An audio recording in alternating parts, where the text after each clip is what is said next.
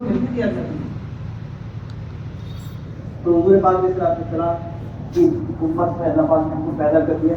کیسی زبردست شخصیت حضور پاک، کیسی اللہ تبارک تعالیٰ کے مقام رکھنے والی ذات، اور کیسی مبارک اور کیسی رحیم و کریم ذات، اور کس قدر انسانیت سے محبت کرنے والی اور اس کے لیے رونے دھونے والی ذات، اور کتنا اللہ تبارک تعالیٰ کے یہاں سے انعام دلانے والی ذات حضور پاک علیہ السلام.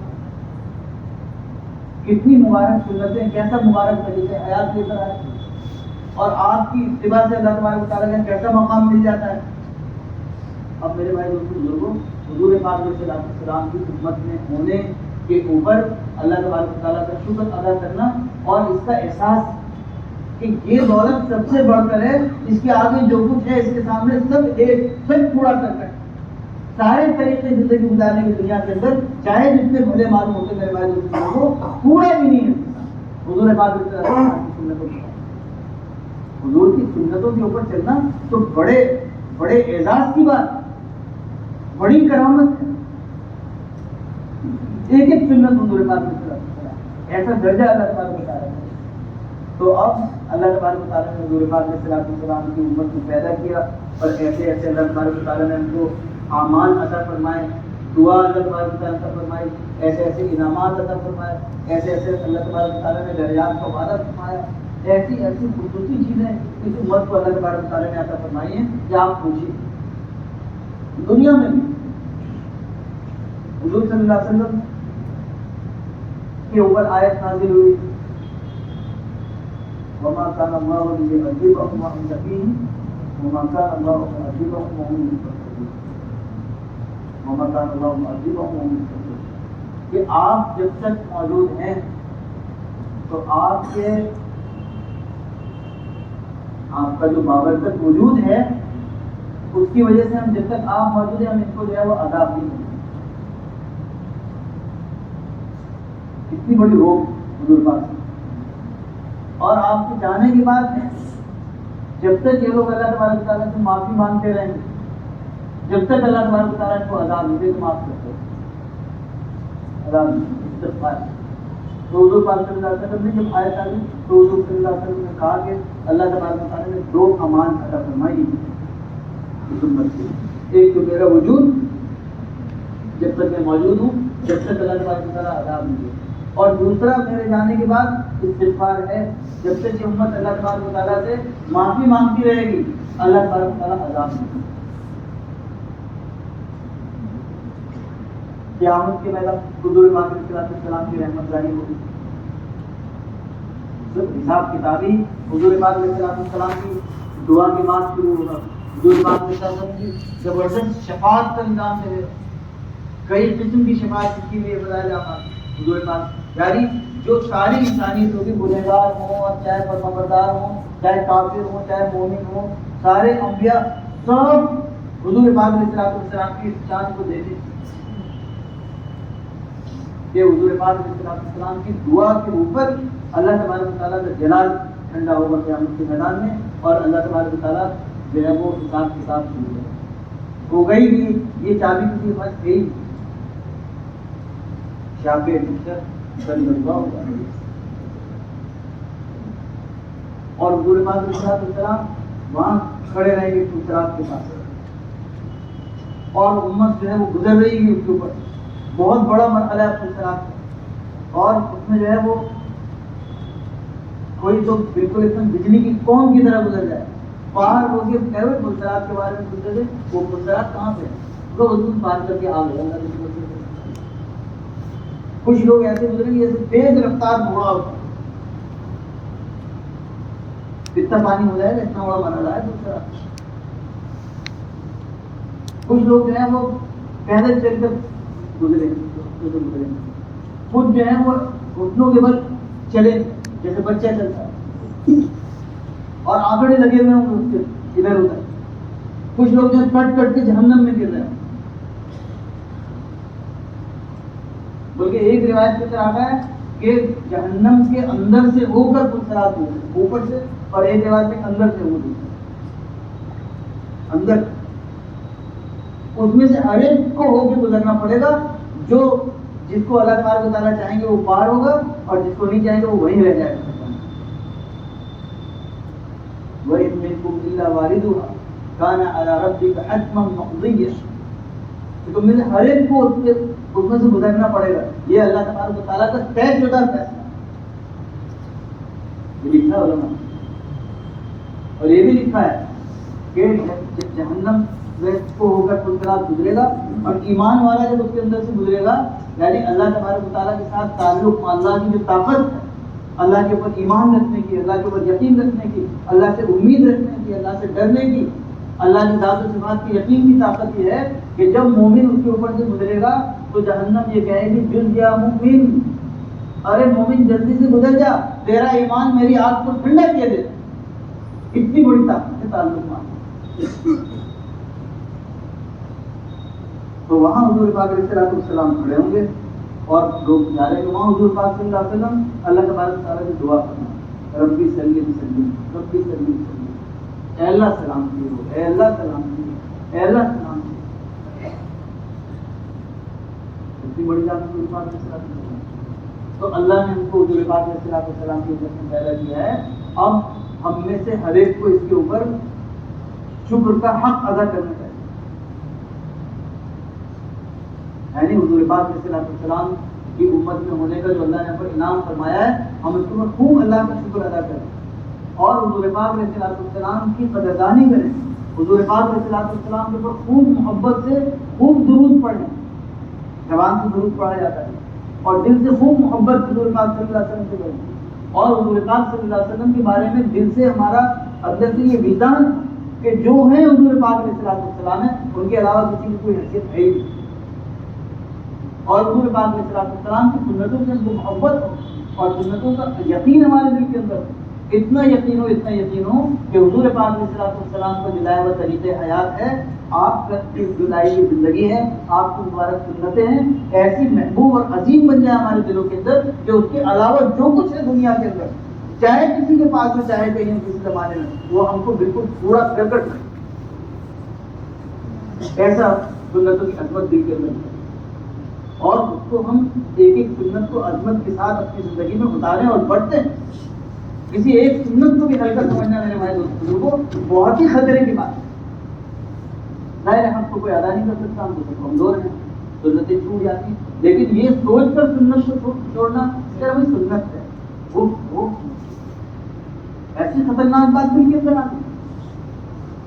حضور پاک صلی اللہ علیہ وسلم کی سنت چھوٹ گئی تو اس کے اوپر افسوس ہونا چاہیے اور ایک ایک سنت کو معلوم کر کے اپنی زندگی کو اس سے آراستہ کرنا چاہیے، یہ یقین کر کے کہ جتنا سنتیں ہماری زندگی کے اندر ہوں گی اللہ تبارک و تعالیٰ کے ہمارا درجہ بنے گا، اللہ تبارک و تعالیٰ کی محبت ہم کو حاصل ہوگی. قُلْ إِن كُنتُمْ تُحِبُّونَ اللَّهَ فَاتَّبِعُونِي يُحْبِبْكُمُ اللَّهُ وَيَغْفِرْ لَكُمْ ذُنُوبَكُمْ.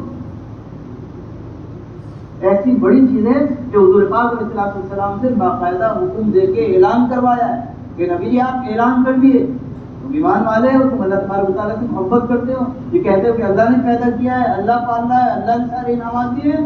اگر تم یہ کہتے ہو کہ تمہیں اللہ سے محبت ہے تو تم میرا اتباع اختیار کرو، اللہ تبارک و تعالیٰ تم کو اپنا محبوب بنا لے گا اور تمہارے گناہوں کو اللہ تبارک و تعالیٰ معاف کر دے گا. سب اتباع سنت کے اوپر اتنا بڑا وعدہ اللہ تبارک و تعالیٰ کیا. تو ہر وقت دل کے اندر ہی یقین کہ جس اللہ کی دھن میں ہم لگے ہوئے اور جس اللہ کی رضا کو ہم ڈھونڈ رہے ہیں وہ تو اتباع سنت کے اندر ہے، ساری کی ساری، کہیں اور ہے ہی نہیں. اللہ کے سارے وعدے، اللہ کے سارے انعامات، اللہ تبارک و تعالیٰ کی طرف سے ادا کردہ سارے انوارات، ساری برکتیں صرف اتباع سنت کے اندر ہیں، اس کے علاوہ کہیں نہیں. اللہ تبارک و تعالیٰ نے محفوظ کر دیا. تو یہ عظمت دل کے اندر محبت اور عظمت. کتنے آپ بزرگوں کو دیکھیے کہ کس قدر حضور پاک علیہ السلام کی سنت کرتے بات. حضرت عبداللہ ابن عمر رضی اللہ تعالیٰ عنہ بڑے درجے کے صحابی، حضرت عمر رضی اللہ تعالیٰ عنہ اتنا سنتوں کا اہتمام تھا کہ آخر میں نابینا ہو گئے تھے تو ایک جگہ اونٹ پہ جا رہے تھے، وہاں سے گزرے تو سر کو نیچے جھکا دیا. تو یہ کیا آپ نے ابن عمر کہا کہ یہاں حضور پاک صلی اللہ علیہ وسلم گزرے تھے، یہاں ببول کا ایک پیڑ لگا تھا تو حضور پاک صلی اللہ علیہ وسلم نے جو ہے وہ سر یہاں سے نیچے کر کے اوٹی پہ بیٹھے تھے، سر نیچے کر کے، حالانکہ وہ پیڑ کٹ چکا تھا وہاں، لیکن وہ تو آگے تو اندازہ تھا کہ اب یہ مقام ہے۔ ایک ایک چیز حضور پاک علیہ السلام اس کو اختیار، یہ سب، اور حضور پاک علیہ السلام جو اللہ کی طرف سے، یہ سب اللہ تبارک و تعالیٰ کے احکام ہیں۔ حضور پاک صلی اللہ علیہ وسلم نے جو بتایا ہے وہ بھی، اور جو حضور پاک صلی اللہ علیہ وسلم نے کر کے دکھایا ہے وہ بھی، سب دین۔ کوئی ایک بار ایک صحابی حضور پاک علیہ السلام کیا جو ہے وہ حضور پاک صلی اللہ علیہ وسلم کے ارشادات کو لکھ لیتے تھے، تو ایک صحابی نے کہا کہ آپ جو ہے وہ ہر وقت نہ لکھ سکتے نا، کبھی حضور پاک صلی اللہ علیہ وسلم غصے میں ہوتے ہیں، کبھی رنج میں ہوتے ہیں، آپ لکھ لیتے ہیں، پھر آپ حضور کی طرف منسوخ کر کے اس کو بیان کریں، تو آپ مت لکھ سکتے۔ وہ حضور پاک صلی اللہ علیہ وسلم کی سنت میں آتے تھے، کہا کہ حضور میں اس طرح سے آپ کے ارشادات کو لکھ لیا کرتا ہوں، اور یہ ہمارے ساتھی ہیں یہ کہہ رہے ہیں کہ ہر چیز کو لکھنا مناسب نہیں ہے۔ تو حضور پاک صلی اللہ علیہ وسلم کو جوش آ گیا، حضور نے فرمایا کہ اس زبان سے اللہ تبارک و تعالیٰ کی مرضی کے علاوہ کبھی کچھ نہیں، وما ينطق عن الهوى ان هو الا وحی یوحی، کہ یہ نبی اپنی خواہش سے کچھ نہیں بولتے، جو بولتے ہیں وہ اہل وحی ہوتا ہے۔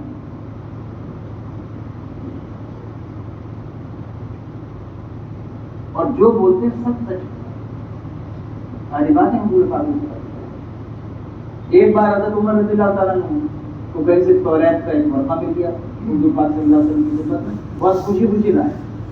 اس کو صحابہ تو پڑھے لکھے نہیں تھے، اہل کتاب تو یہود نصارہ تھے، پڑھنا لکھنا بھی جانتے تھے، ان کے پاس آسمانی کتابیں بھی تھیں، اگرچہ وہ تحریف شدہ تھی، بدل دیا تھا بہت کچھ انہوں نے اپنی خواہشات سے، چیزیں نئی نئی داخل کر دی تاکہ اپنی خواہش پوری کر سکیں اسی کے ذریعے سے، یعنی یہ بھی نہ کہنا پڑے کہ ہم کتاب اللہ کی کتاب کی مخالفت کر رہے ہیں اور اپنے خواہش بھی پوری ہو جائے۔ یہ ہوتا ہے جب آدمی کے نفس کو بگاڑ آتا ہے تو آدمی قرآن اور حدیث کا نام لے کر اپنی خواہشات پوری کرتا ہے۔ جتنے باطل فرقے امت کے اندر آئے ہیں وہ کوئی اپنی دلیل کہیں باہر سے نہیں دیتا، سب قرآن سے اور حدیث سے نکال کے لاتا۔ اسی لیے یہ فرماتے ہیں علماء کرام، علماء راسخین کے لیے کہ جس طریقے سے اللہ تبارک و تعالیٰ نے قرآن کو محفوظ کیا ہے، حدیث کو محفوظ کیا ہے، جو نصوص ہیں، پہلے قرآن کے اندر کوئی آدمی زیر زبر بھی نہیں بدل سکتا، حدیث کا پورا مجموعہ محفوظ ہے، اسی طریقے سے اس سے جو سمجھا جانا چاہیے، اس کی صحیح سمجھ، وہ بھی وہی معتبر ہے جو اوپر سے چلی آتی ہے۔ آج تو کھڑا ہو کے قرآن کے بارے میں یہ کہنے کو قرآن میں یہ فرمایا گیا ہے تو اس کا کہنا صحیح نہیں ہوگا۔ جیسے نصوص جو اوپر سے آئی ہیں وہ معتبر ہے، اسی طریقے سے فہم نصوص بھی وہی معتبر ہے جو اوپر سے چلی آتی ہے۔ تو وہ توریت کو انہوں نے بدل دیا تھا، ایک وہ ان کو ورقہ مل گیا کہ لے کے آئے اور بہت خوش، علم کی ایک چیز ہاتھ آ گئی جو حضور نے سارا کچھ بات سمجھتے تھے کہ بھائی ان کے اندر بڑے بڑے انبیاء ہیں اور بڑا اللہ نے ان کے اوپر انعامات کیے ہیں اور یہ پڑھے لکھے لوگ ہیں، صحابہ بالکل امید ہے سب، حضور پاک علیہ السلام بھی امید، درجہ اللہ پاک نے اتنا اونچا فرمایا ہے، ان نے کہا کہ وہ سنانے لگے اور حضور پاک علیہ السلام کے چہرے کا رنگ بدلنے لگا۔ تو حضرت ابو بکر نے کہا کہ اگر عمر تیری ماں تجھے روئے، حضور صلی اللہ علیہ وسلم کے چہرے انور کو تجھے اب دیکھا تو کام کرے۔ حضور پاک علیہ السلام نے فرمایا کہ عمر اب اگر موسیٰ علیہ السلام بھی آ جائیں گے تو میری اتباع کے علاوہ ان کے لیے کوئی گنجائش نہیں، تو سب دروازے بند ہوں۔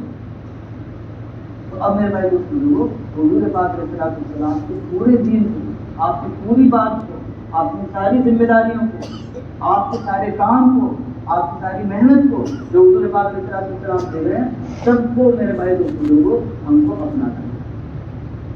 اسی میں یہ ہے جو میں نے عرض کیا کہ جو دین اور شریعت سارے انبیاء سے دیے، حضور پاک علیہ السلام نے یہ مبارک دین بھی دیا، یہ مبارک زندگی بھی دی، اللہ تبارک و تعالیٰ کی معرفت عبادت کا طریقہ بھی بتایا، اور دین کا کام اور نبی والی محنت یہ بھی ثبوت کر دی گئے۔ اب کوئی نبی نہیں آئے گا، اللہ تبارک و تعالیٰ نے سلسلہ نبوت کو مکمل کیا اور رحمت کو اللہ تبارک و تعالیٰ نے عام کر دیا۔ اور ہر امتی کو اللہ تبارک و تعالیٰ نے نبوت والے کام کا ذمہ دار ہے. اب یہ کام ہمارا کام ہے, چوائس نہیں ہے کہ کوئی کرے کوئی نہیں کرے, جب دل چاہے تب کرے, جب دل نہ چاہے تو نہ کرے, جب حالات اچھے ہو تو کرے, جب حالات اچھے ہو تو نہ کرے. میرے بھائی دوست بزرگوں, یہ دین کا کام تو ہر حال میں, ہر حال میں, اور صحابہ نے ہر حال میں کر کے دکھایا. یہ تو ذمہ داری ہے, یہ ایک امانت ہے جو حضور پاک علیہ السلام ہمارے سپرد کر کے دیا. اب اس کو میرے بھائی دوست بزرگوں, ایک تو ایسے جیسے ہم کر رہے ہیں, ہم ترتیب بھی پوری نہیں کر پا رہے, گھنٹے دار ہم کر رہے ہیں. حیرت اللہ تبارک و تعالیٰ جو ہے وہ اس کو قبول فرمائے اور کوتاہی کو اللہ تعالیٰ معاف فرمائے. لیکن آنا ہم سب کو اس عظیمت کے اوپر ہے کہ اس کو اپنی زندگی کا کام بنانا. ہمارا کام اس کو ہمیں چھوڑنا نہیں کسی حال میں, جہاں بھی رہیں, جس حال میں بھی رہیں, جس مشغلے میں رہیں, یہ دین کا کام جو ہے وہ ہماری ذمہ داری ہے, ہمارا کام ہے. اللہ تبارک و تعالیٰ نے حضور پاک صلی اللہ علیہ وسلم سے یہ امانت ہمارے سپرد کی ہے, اس کو پورا پورا ادا کرنا ہے. اب آدمی جو ہے وہ اپنی مرضی سے دین کا کام کرے. ایک یہ کہ مشورے سے دین کا کام, پوری امت مل جل کر دین کا کام کرے. یہی مطلوب اور مقصود ہے. حضور پاک علیہ السلام کے زمانے میں ایسے ہی کام ہوتا ہے, انڈیویجول نہیں کرتا تھا. کوئی آدمی جو ہے وہ اس نے اس کے اوپر ڈال دیا اپنا تقریر کر کے, جتنے نے اپنی مجلس لگا لی, کوئی جو ہے وہ 4 آدمی کو لے کے بیٹھ گیا. پوری امت کا کام ہے, سب کا. کتنی بڑی امت ہے پوری دنیا کی, یہ سب کا کام ہے, مردوں کا بھی عورتوں کا بھی, امیروں کا بھی غریبوں کا بھی, گاؤں والے شہر والے, پڑھے لکھے بے پڑھے لکھے, سب جتنے, ساری امت کو مل جل کر یہ کام. اب مل جل کر کام کرنا کیسے ہوگا؟ وہ مشورے سے جڑے سے, اپنے مسجد وال جماعت کا مشورہ, اپنے حلقے کا مشورہ, اپنے علاقے کا مشورہ, شہر کا مشورہ, صوبے کا مشورہ, کوئی عالم کا مشورہ, سارا کام جو ہے وہ مشورے سے چلے گا. تو کام ایک ہو جائے گا, پوری امت ایک ساتھ اس کام کو کرنے والی بنے گی اجتماعی طور پہ. یہی اصل ہے. ورنہ کہ چلتے پھرتے دین کا کام کرنا, دعوت دینا, یہ کوئی نہیں کر سکتا. یہ امت کی اصل شان نہیں ہے. اصل اس امت کا امتیاز, تمغہ امتیاز, اور اس کی اصل شان اور اصل دعوت کی ذمہ داری کا ادا کرنا یہ ہے کہ پوری امت مل جل کر ایک ترتیب پر مشورے کے ساتھ, ایک مشورے سے جڑ کر پورے عالم کے سارے تقاضوں کو پورا. تو وہ سب تیار ہیں انشاءاللہ اس کے لیے. اللہ تعالیٰ کو آگے بڑھائے اس میں.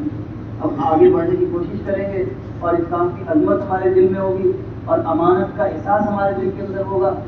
حضور پاک علیہ السلام کہ ہم امتی ہیں, تو اس کے اعتبار سے حضور پاک صلی اللہ علیہ وسلم کتنی قربانیاں دین کے لیے دی ہیں, کتنا مٹے ہیں, مٹایا ہے اپنے پیاروں کو, یہ ہمارے دل کے اندر ہوگا. تو ہم میرے بھائی دوست بزرگوں کتنی بھی قربانی اس کام کی لیے ہم کم کریں, ہر تقاضے کے لیے ہم تیار رہیں.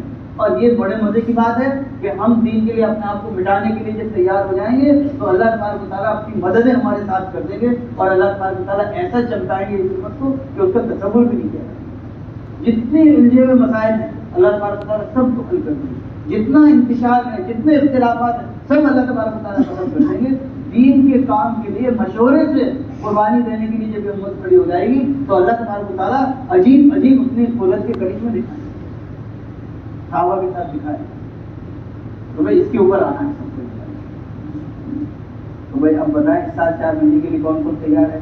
4